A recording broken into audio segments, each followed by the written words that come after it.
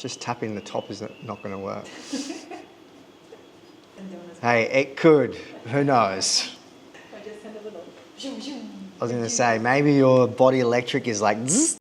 This is the first episode of the Aligned Sovereignty series. So number one is why most healing / performance fail before it begins. The mechanics around safety and the intricacies of why it's important for the nervous system to feel safe so it can heal and recover. Because without it, everything else downstream will fail. And it's through adaptation that will provide and produce the best outcomes. So whether someone is just needing to heal from chronic illness or chronic symptoms, or that is an athlete, a high-performing athlete or a high-performing entrepreneur building multiple businesses, they are one in the same. This isn't because of trauma in the dramatic sense, but it's because of constant pressure, urgency, stimulation, and unresolved stress. And that is what's creating these underlying issues over periods of time. But from that physiological standpoint, when the nervous system perceives threat, the body reorganizes survival.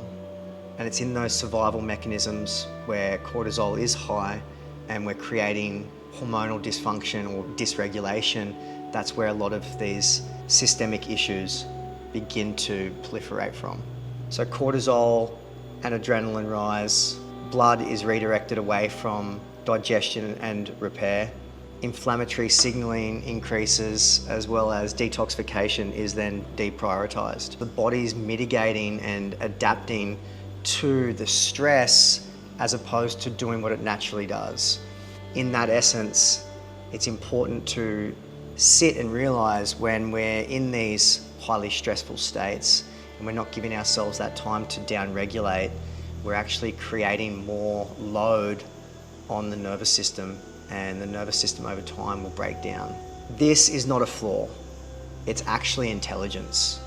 And it's an intelligence that is adapting. It's adapting to the internal environment as well as the external environment. And it's doing its best to put the energy and information into the right areas so it can survive. And in that adaptation, you don't detox when the body thinks it needs to escape. This is why under chronic stress or even low-grade chronic stress, stomach acid production drops, pancreatic enzymes reduce, bile flow from the liver begins to slow.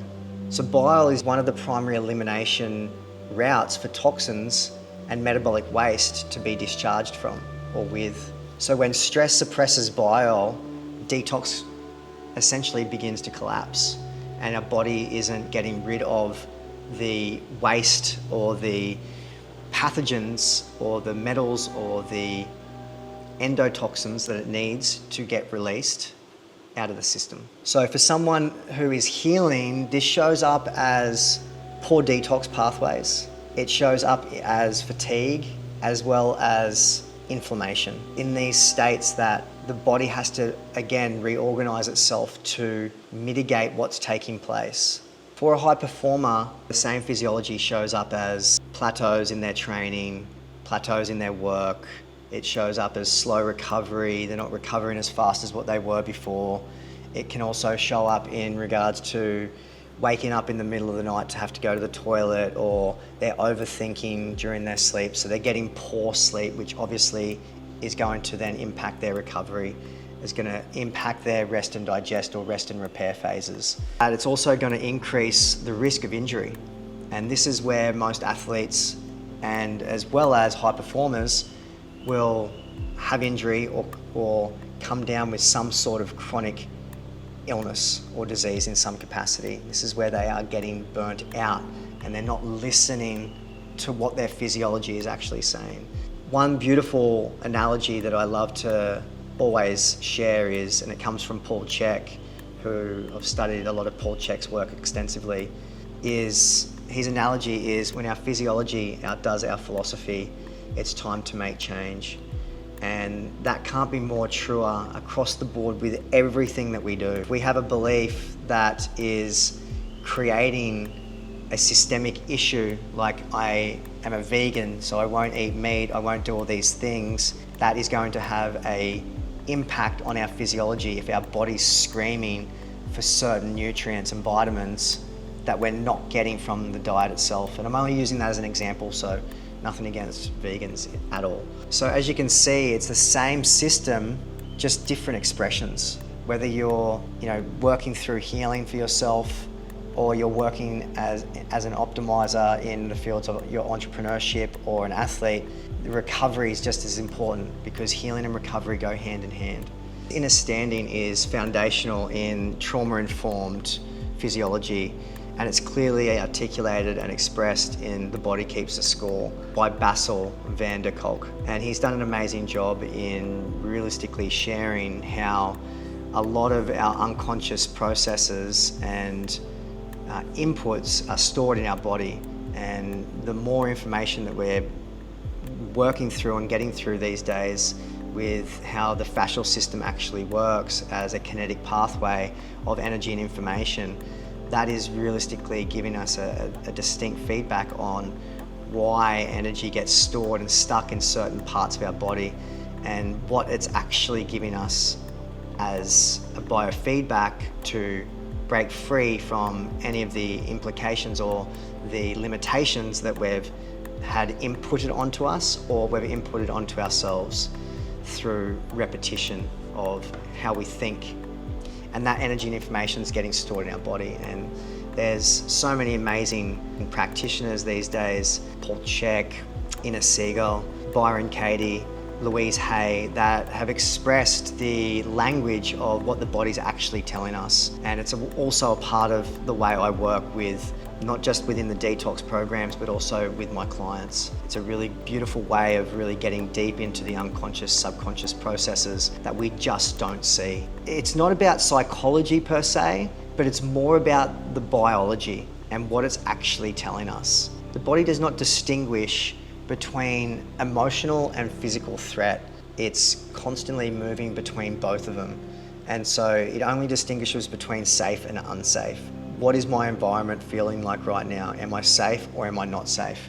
What does my internal environment feel like right now? Am I speaking to myself in a safe, conducive manner? And a lot of this stuff I get into in depth in most of my work as well. And I call it the reparenting program. An unsafe body won't release. We really want to make sure that we're getting into the intricacies of how we're thinking, how we are feeling emotionally, as well as how our body is regulating. And typically we do that through the breath, and we do it through different somatic practices as well, whether they're through different movement practices where we're connecting with the breath and working with what we're telling ourselves through slow, methodical movements in different areas of the body, or we're using the breath to stimulate a response. And we can do that through the power of different types of breathing techniques. The beautiful part of this is the breath is one of, I won't say it's the first intervention, but it's one of the first interventions, because it does work in unison or in correlation to how we're thinking. The importance of that intervention is we want to make sure that we've got slow, nasal, diaphragmatic breathing, as well as stimulate the vagus nerve, which is the nerve that helps regulate between the sympathetic and the parasympathetic. The parasympathetic branch of the autonomic nervous system, it's responsible for digestion, as well as immune regulation, as well as hormonal balance and recovery. And that's why it's so important to be able to get into a parasympathetic state, whether we're eating, whether we're slowly moving, whether we're in a chronic state, and being able to bring ourselves back into that parasympathetic, that down-regulated, calm, nervous system state. This is why breath sits as one of those foundational aspects, really is foundational in its essence. It is a bridge between the mystical as well as the neurological processes. The beautiful thing is most really good practitioners will use the breath accordingly. A lot of the breathing applications that I introduce to my clients, as well as the detox programs, they stem from years and years of research in different esoteric formulations as well as different practitioners, guys like Dan Brule, my teacher Jan Carton or Kiki, and as well as Paul Check. And they use them as foundations to realistically be able to create different outcomes. And that's what we really want to do. We want to stimulate different aspects of our physiology so we can actually release a lot of the tension or stress that's stuck. So when regulation improves, HRV increases, digestive motility improves, liver detox pathways re-engage, and we actually begin to open up those pathways to release pathogens and other toxic debris out of our system. So healing and performance realistically begin here. You don't increase output by forcing things or training harder or doing more. You have to increase output by expanding your regulating capacity, and that's where adaptability or adaptation really is at the forefront, and we build within those adaptive mechanisms. This is technically stage one of the Aligned Sovereignty process. It's about making safety the baseline and then being able to build from that foundation. I'm Vaughan Sovereign, and this is Aligned Sovereignty.